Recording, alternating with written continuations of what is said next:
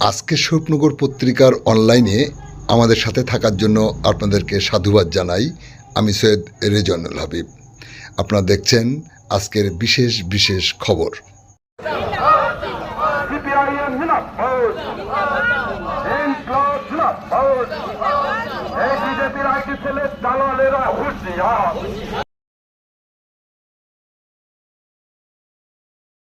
অনেক ঘটনা বলেছিলেন আর ঘটবে না, যে কাশ্মীরে 370 দ্বারা সংবিধান থেকে বিলোপ হতে পারে, নোটবন্দি হতে পারে।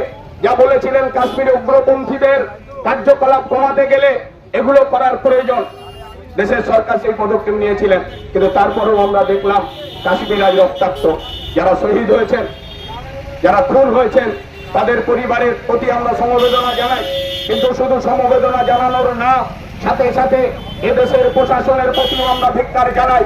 বর্ডার সিকিউরিটি ফোর্স কোথায় ছিলেন? তাদের গাফিলতির কারণে আজকে 26টা প্রাণ ঝরে গেল, তার জবাবে দেশের সরকারকেও দিতে হবে। আমরা সেই প্রতিবাদ জানাবার জন্যই আজকে আমাদের পার্টি সিপিআইএম স্বরূপনগর 1 নম্বর এরিয়া কমিটির পক্ষ থেকে এখানে মিছিল করলাম।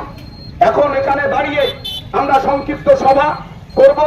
যারা আজকের এই মিছিলে এসেছেন সকলকে আমি আহ্বান করছি, অতি সংক্ষিপ্ত সময়ের জন্য এই বিক্ষোভ সভা আমরা করব। যতক্ষণ এই রাস্তায় দাঁড়িয়ে বিক্ষোভ সভা হবে আপনারা সবাই সহযোগিতা করবেন, কেউ যাবেন না। আমাদের এই সংক্ষিপ্ত সভায়, যে বিক্ষোভ সভা, সেই সভায় সভাপতিত্ব করবার জন্য আমি আমাদের স্বরূপনগরের প্রবীণ নেতৃত্ব কমরেড হামালউদ্দিনের নাম। উন্নত এলাকা মোদী সরকার জবাব চাই, জবাব দাও। কমরেড ও বন্ধুগণ, আমরা সবাই জানি